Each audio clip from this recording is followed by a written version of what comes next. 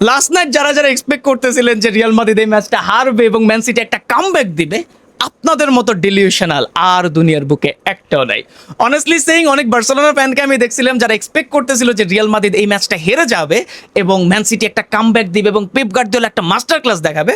But unfortunately আমাদের সবাইকে রং prove করছে রিয়াল মাদ্রিদ, স্পেশালি আমাকে। আমি আমার ইউসিএল এর প্রেডিকশন ভিডিওতে বলছিলাম যে ম্যান সিটি এবং রিয়াল মাদ্রিদের যে ম্যাচটা হবে সেখানে হচ্ছে ম্যান সিটি হচ্ছে কোয়ার্টার ফাইনালে যাবে এবং রিয়াল মাদ্রিদ এখানে তাদের সমাপ্তিটা ঘটাবে। বাট তারা অ্যাগেইন প্রুভ করছে এবং এই জায়গাটাতেই আবারও আরেকটা জিনিস প্রমাণিত হইল যে ইউসিএল এ রিয়াল মাদ্রিদ আলাদা এক ধরনের জিনিসপাতি। সো ওইখানে আর কোনো প্রেডিকশন দেওয়া উচিত না। সামনে যে বায়ার্নের এগেইনস্টে তারা যে ম্যাচটা খেলবে ওই ম্যাচের আমি জীবনেও প্রেডিকশন দিব না, জীবনেও প্রেডিকশন দিব না। কারণ আরবেলোয়া অলরেডি যেভাবেই হোক সে জোজে মরিনোরে হারাইছে, সে পেপ গার্দিওলারে হারাইছে। সামনে যে ভিনসেন্ট কোম্পানিরা যে হারাইতে পারবে না, জিনিসটা এমন না। সো দেখেন গতকালকের ম্যাচে বা লাস্ট নাইটের যে ম্যাচটা হয়েছে সেখানে রিয়াল মাদ্রিদ এবং ম্যান সিটি দুই দলের যে অ্যাপ্রোচ অনেকটাই ভিজিবল ছিল। একদিকে ম্যান সিটি যারা অ্যাটাকিং অ্যাপ্রোচ নিয়ে খেলতেছিল, দুই উইং থেকে এবং সেন্টার থেকে তারা অ্যাটাকগুলো করার ট্রাই করতেছিল, স্পেশালি ডোকুকে দিয়ে তারা যে অ্যাটাকগুলো করার ট্রাই করতেছিল লেফট সাইড দিয়ে, সেটা এক জিনিস। আর রিয়াল মাদ্রিদ গতকালকে তারা খুবই সেন্সিবল একটা ডিসিশন নিয়েছে। প্রথমত লো ব্লক করবে এবং অনেকটা বাসপার্ক টাইপের, নট ফুললি বাট বাসপার্ক টাইপের একটা তারা ট্যাকটিক্সে খেলবে এবং অন দি আদার হ্যান্ড তারা হচ্ছে একটা কাউন্টার অ্যাটাক মুভ দিবে। সেখানে তারা প্রপারলি সাকসেসফুল হয়েছে, প্রপারলি। দেখেন ভিনিসিয়াস যদি কালকে মিস না করতো, ফেদে ভালভার্দে যদি কালকে মিস না করতো, 30 মিনিটের মধ্যে খেলা কিন্তু র্যাপ আপ হয়ে যেত। ভিনিসিয়াস হ্যাট্রিকে করে ফেলতে পারতো 30 মিনিটের মাথায়।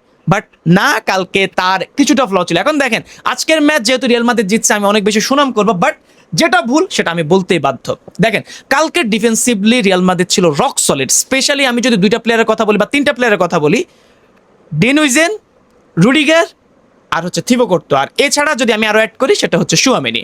এই চারটা প্লেয়ার কালকে যেভাবে পারফর্ম করছে, এটা যদি তারা চালাই যেতে পারে, এনিথিং ক্যান হ্যাপেন। যেভাবে আমি বলছি যে আমি সামনে আর কোনো প্রেডিকশন দিচ্ছি না রিয়াল মাদ্রিদকে নিয়ে। এখন দেখেন ওইটা তো রক সলিড ছিল, বাট একই রকম ভাবে বাজে ছিল রিয়াল মাদ্রিদের অ্যাটাকিং সাইড। এটা অনেক রিয়াল মাদ্রিদ ফ্যানও এটা আমার সাথে অ্যাগ্রি করবেন যে কালকে ভিনিসিয়াস জুনিয়র কিন্তু যে তার টপ পারফর্ম সেটা সে করতে পারে নাই। তার মধ্যে একটা জিদ দেখা যাচ্ছিল যে সে এতিয়াদে এসে সে কিছু একটা প্রুভ করবে। কারণ লাস্ট ইয়ার তাকে মক করা হয়েছিল যখন রদ্রি ব্যালন ডিওর জিতছিল, সেই জিনিসটা নিয়ে একটা বড় একটা টিফও তারা বানাইছিল। সেই জিতটা তারা হচ্ছে উঠানোর ট্রাই করতেছিল বারবার, যার কারণে সে যখনই ফাইনাল 30 গিয়ে পৌঁছাচ্ছিল সে বারবার বোল্ড ডিসিশন নিচ্ছিল, ইভেন 1v1 চান্স পর্যন্ত মিস করতেছিল, যেটা ভিনিসিয়াস জুনিয়রের কাছে আমরা সচরাচর দেখি না। বাট ভিনিসিয়াস জুনিয়র খুব ভালো একটা গেম খেলে নাই। তবে আবার কথা আসে যে একটা প্লেয়ার বাজে একটা গেম খেলছে, বাট স্কোর শিটে তার দুইটা গোল। সো আলটিমেটলি আপনি কি বলবেন, যেটা কি তার একটা বাজে গেম গেছে নাকি একটা ভালো গেম গেছে? এখন দুইভাবে বলা যায়, ট্যাকটিক্যালি বা টেকনিক্যালি বাজে গেম, বাট স্কোর শিট তার ফেভারে গেছে, সো ভালো গেম। সো আপনি ওখানে কিছু বলার নেই এবং সে ম্যান অফ দ্য ম্যাচও হয়েছে। তো এখানে আলটিমেটলি আর কিছু বলার থাকে না। বাট পেপ গার্দিওলার টিম কালকে একটা জিনিস প্রুভ করে দিছে যে আপনি রিয়াল মাদ্রিদের এগেইনস্টে কখনো এক্সপেরিমেন্ট করতে পারবেন না। এবং গতকালকে তারা যেভাবে খেলছে, অ্যাটাক করতেছিল ডোকু, একমাত্র ডোকুর সাইডটাই মোটামুটি সে বারবার অ্যাটাকে যাচ্ছিল, বাট ওই জায়গাটাতে আর্নল্ড, ট্রেন্ট খুবই ভালোভাবে তারা ট্যাকেল দিছে। হুইজেন বারবার তার কাছে ঘেঁষতেছিল, যার কারণে সে যখন বলগুলো সাপ্লাই দিচ্ছিল, হ্যালান্ডের পায়ে যখন বল গেছিল কিছুই করতে পারতেছিল না। এবং 45 মিনিট পর্যন্ত থিবো কোর্তোয়া একটা ওয়ালের মতো। আমি আবারও সবার একটা রিমাইন্ডার দিয়ে দিতে চাই, as a neutral football fan, not a Barcelona fan, as a neutral football fan আমি একটা স্টেটমেন্ট হিসেবে বলতে চাই, যতদিন ধরে থিবো কোর্তোয়া রিয়াল মাদ্রিদের গোলপোস্টের নিচে থাকবে কামব্যাকের চিন্তা করাই উচিত না। এই লোকটা একটা এলিয়েন। এর উপর 45 মিনিটে সে হচ্ছে ডিসকমফোর্ট ফিল করার কারণে মাঠের বাইরে গেছে এবং লুনিন নামছে, লুনিনও সেম পারফরমেন্সটাই দিছে। সো গতকালকের দিনটা বা লাস্ট নাইটটা মোটামুটি রিয়াল মাদ্রিদের জন্যই ছিল। সো ওই জায়গাটাতে তাদেরকে বিট করে আসাটা এবং তাদের কিন্তু মধ্যে কিন্তু ওই কনফিডেন্সটা দেখা যাচ্ছিল। আরবেলোয়া যখন এই টিমটাকে হ্যান্ড ওভার করছিল তখন কিন্তু একটা জিনিস দেখা গেছিল যে টিমের মধ্যে একটা অগোছালো ভাব দেখা যাচ্ছিল, প্লেয়ারদের মধ্যে হালকা কনফিডেন্সের অভাব দেখা যাচ্ছিল। কারণ আরবেলোয়া ওই টাইপের কোচ না যে প্লেয়ারদের উপর সে একটু দায়িত্ব খাটাবে। সে আনচেলত্তির ট্যাকটিক্সটা কিছুটা সে প্রয়োগ করছে, যে প্লেয়ারদেরকে ফ্রিডম দিছে এবং সেই ফ্রিডম দেওয়ার কারণে এবং যখন দেখতেছে যে প্লেয়াররা কাউকে ফিট করা লাগতেছে না, যখন তারা তাদের ইন্ডিভিজুয়াল গেমটা ভালোভাবে খেলতে চাওয়ার ট্রাই করতেছিল, সেই জায়গাটাতে মোটামুটি তারা সাকসেস হয়েছে। কালকে ফেদে ভালভার্দে টপ পারফর্ম করতেছিল, একবার রাইট মিডে খেলতেছিল, একবার সে নিচে নামতেছিল, ডাউন করতেছিল, ব্যাক করতেছিল, আবার সে সেন্টার ফরওয়ার্ড হিসেবে খেলতেছিল। অনেকাংশে দেখা যাচ্ছিল যে রাইট সাইড থেকে মোটামুটি পজিশনাল সোয়াপ করছে, সোয়াপ করে সে মোটামুটি সেন্টার থেকে অপারেট করার ট্রাই করতেছিল।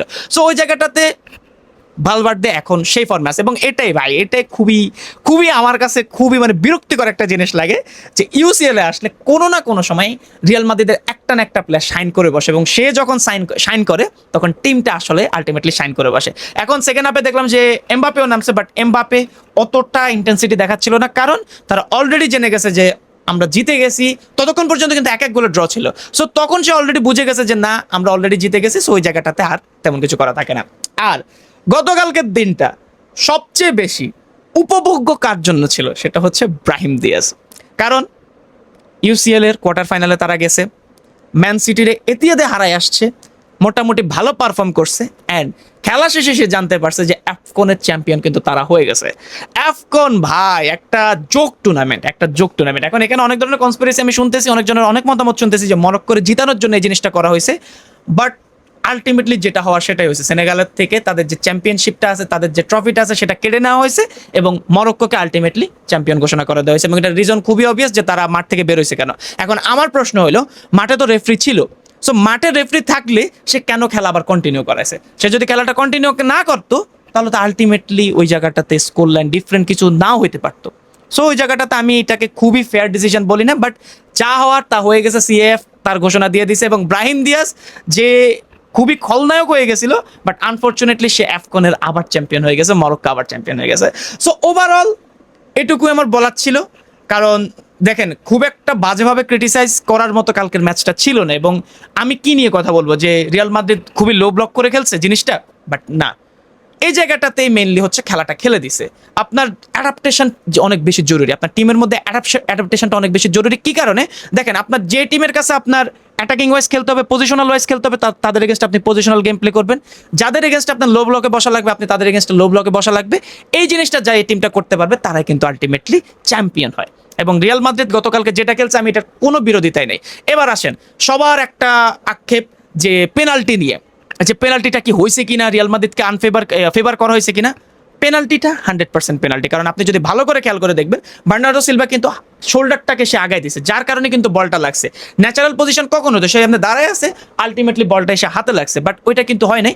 বার্নার্ডো সিলভা কি করছে, যে মোটামুটি হাতটাকে সে সামনে দিছে, যার কারণে এটা একটা পেনাল্টি হয়েছে। বাট আমার কাছে মনে হয় যে এরপর যে রেড কার্ডটা দেওয়া হয়েছে সেটা একটু বিট হার্শ, কারণ ওই রেড কার্ডটার পরে কিন্তু ম্যান সিটির আর কোনো আশা ছিল না। সে তাদের কফিন হচ্ছে একটা পেরেক পড়ে গেছে যে ওই জায়গাটাতে ম্যাচটা তাদেরকে হেরে যেতে হয়েছে।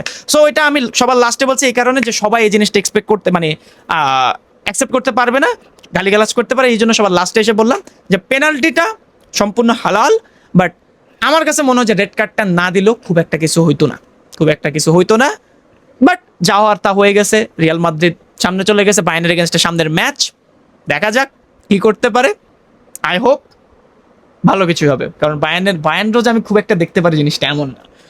আর ভাই কালকে পিএসজি 8-2 এর স্কোর লাইন কেমনে ভাই, 2 লেগ মিলে 8-2 কেন হইতে হইলো? আর অন্যদিকে আমার সবচেয়ে বেশি হার্ট ব্রেক হচ্ছে স্পোর্টিং এবং বোডো গ্লিম্পটের ম্যাচে, কারণ আমি চাইতেছিলাম বোডো গ্লিম্পট প্লিজ জিতুক, বাট না, এরকম বড় ম্যাচগুলোতে এক্সপিরিয়েন্স খুব কাজে দেয়, সেই জায়গাটাতে হেরে আসছে। সো ওভারঅল এটাই ছিল ভিডিও। আপনার কাছে কেমন লাগছে সেটা কমেন্ট করে জানাতে পারেন। অনেকগুলো টপিক নিয়ে কথা বলছি, এরকম স্বাভাবিকভাবে এতগুলো টপিক নিয়ে কথা বলি না। সো আপনার কাছে ভিডিওটা কেমন লাগছে সেটা কমেন্ট করে জানাতে পারেন। গতকালকের ম্যাচে আপনার কাছে বেস্ট প্লেয়ার কাকে লাগছে সেটা কমেন্ট করে জানাতে পারেন। সো পরবর্তী ভিডিও পর্যন্ত সবাই ভালো থাকবেন, সুস্থ থাকবেন, সবাইকে আসসালামু আলাইকুম।